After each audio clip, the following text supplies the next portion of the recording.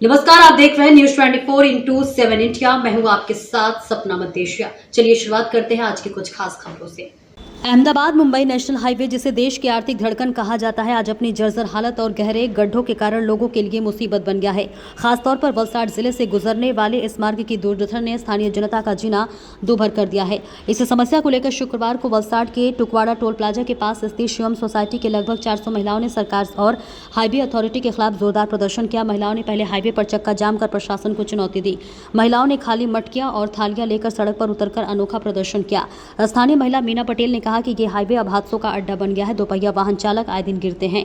महिला कार्यकर्ता उर्मिला बरिया ने नेताओं पर निशाना साधते हुए कहा कि चुनाव के वक्त नेता बड़े बड़े वादे करते, लेकिन सड़क जैसी बुनियादी समस्या को हल किसी का भी फिक्र नहीं है। प्रदर्शन में शामिल व्यापारियों और ट्रांसपोर्ट व्यवसायियों ने भी सड़क की हालत पर गहरी चिंता जताई। दूसरी ओर सड़क एवं परिवहन विभाग के अधिकारियों का कहना है कि मरम्मत का काम शुरू हो चुका है और मौसम साफ होते ही गड्ढे भरने का काम तेजी से किया जाएगा। स्पष्ट है कि अहमदाबाद मुंबई नेशनल हाईवे की बदहाली अब केवल सड़क की समस्या नहीं, बल्कि जनता की सुरक्षा और जीवन का सवाल बन गया है। अगर जल्द सुधारात्मक कदम नहीं उठाए गए तो यह आंदोलन और तेज हो सकता है। वलसाड से अनीश शेख की रिपोर्ट।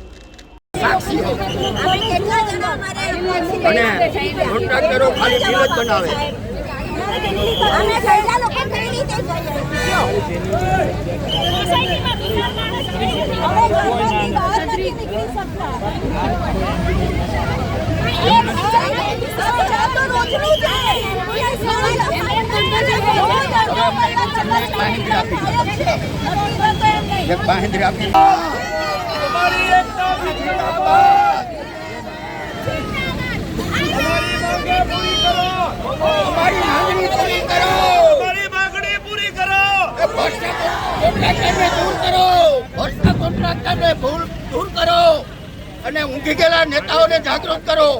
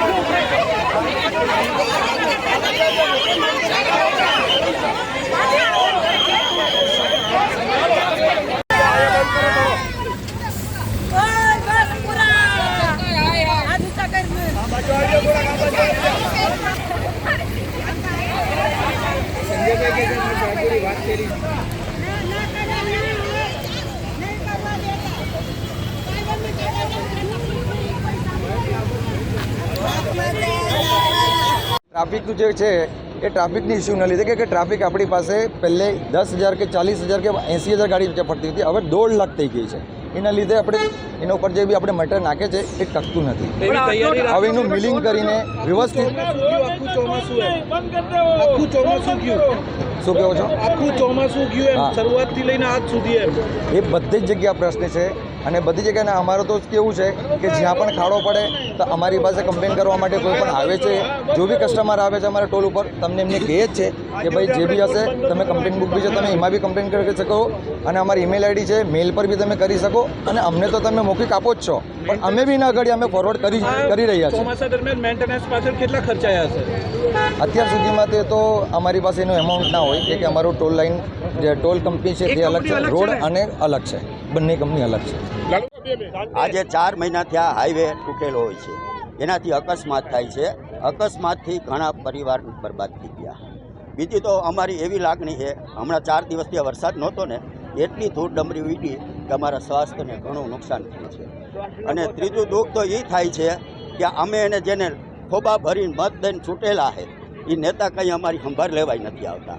તે પછી બિલ બનાવે છે, અમને ફાયદો કોઈ જાતનો થતો નથી.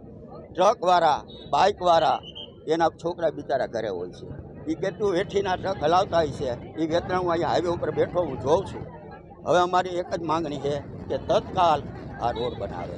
શું તકલીફ થાય છે? ધૂળ ઉડે છે ને ઘરે હવે હજી તમને વાત કરું, 4 દિવસથી આ વરસાદ નહોતો ને, એટલે એટલી ઝીણી રજ ઉઠતી હતી કે બાળકો, ગઈઢા માણસોના સ્વાસ્થ્ય બગડી ગયા.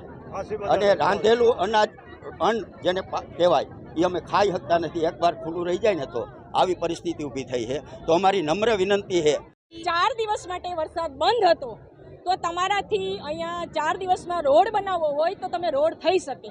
સીએમ આવવાના હોય તો એક જ દિવસમાં રોડ થાય છે.